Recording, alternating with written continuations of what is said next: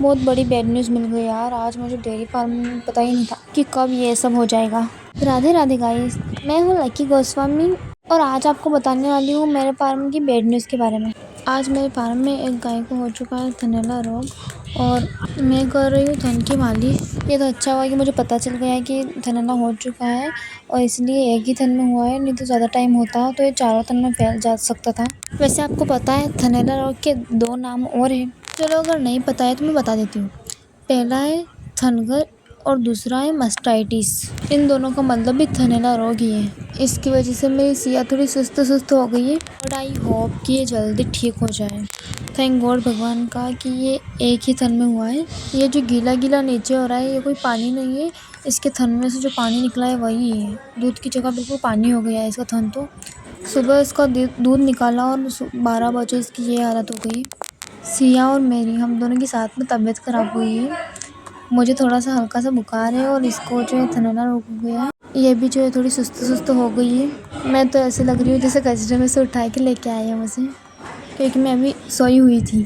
नींद में से उठी तो जल्दी से यहाँ पर आई क्योंकि मालिश का टाइम हो गया था इसका, तो मैं इस मालिश में लगी हूँ अभी। वैसे थनैला रोग के 2-3 कारण होते हैं, क्या आपको पता है? चलिए नहीं पता है तो मैं बता देती हूँ।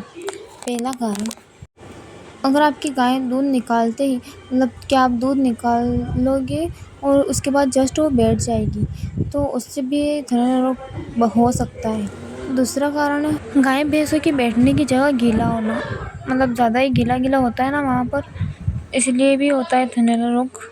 और तीसरा और लास्ट कारण है कि इनके थन में कंकड़ पत्थर या कुछ चुभ जाना, जिससे इनको थनैला रोग बन सकता है, थनगर बन सकता है इनका। यही तो एक कारण है जिससे डेयरी इंडस्ट्री की सबसे बड़ा लाखों का नुकसान है ये थनगर थनैला रोग। मैं डॉक्टर की सलाह से ही मालिश कर रही हूँ इसकी, क्योंकि डॉक्टर सुबह में आए थे, इसका चेकअप कर लिया है उन्होंने, कुछ दवाइयाँ लिखी भी और दे भी दी है। अभी मैं आपको उन दवाइयों के बारे में, मेडिसिन टैबलेट सभी के बारे में अभी बताने वाली हूँ। तो सबसे पहले 2 इंजेक्शन इसको थन के अंदर डालना है और ये 3 टैबलेट्स और ये दो बॉक्स है पाउडर के। इनमें 4-4, 5-5 तरह के पाउडर्स आते हैं। लेकिन इनको अनबॉक्स कर रही हूँ मैं।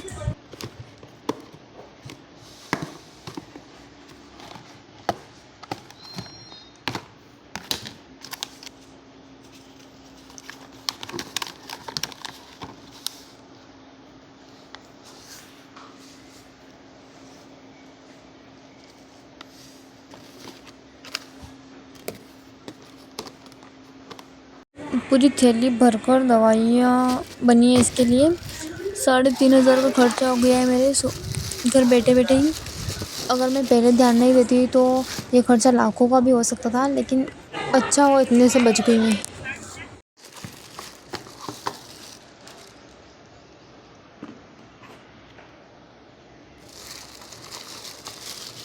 ये एक इंजेक्शन हमने रात को ही इसके थन में डाल दिया और ये एक और बचा है। रात को हमने एक टैबलेट पे इसको दे दी है क्योंकि दवाई रात में आ गई थी। गाय बीमार हुई तो इसका मतलब ये नहीं कि हम बछड़े को भी ऐसे छोड़ दें। अब हमें इसको बोतल से जो है दूध पिलाना पड़ रहा है। इसको पीना ही नहीं आ रहा है, नीचे गिरा रहा है, इसका मुंह पकड़ना पड़ रहा है मुझे, क्योंकि फर्स्ट बार है तो इसको भी नहीं आ रहा है पीना। सीख रहा है, अब सीखना पड़ेगा इसको, क्या करें। नीचे गिरा रहा है आधा, तो आधा पी रहा है, आधा मेरा हाथ गंदा कर रहा है। देखो कितना नीचे गिरा दिया इसने, बट सीख जाएगा धीरे धीरे, अब सीखना ही पड़ेगा इसको। क्या आपकी भी गाय भैंसों को कभी थनैला हुआ है? अगर हुआ है तो प्लीज़ कमेंट करके ज़रूर बताइएगा। राधे राधे दोस्तों, अब मिलते हैं आपको कल के अगले लाइव में।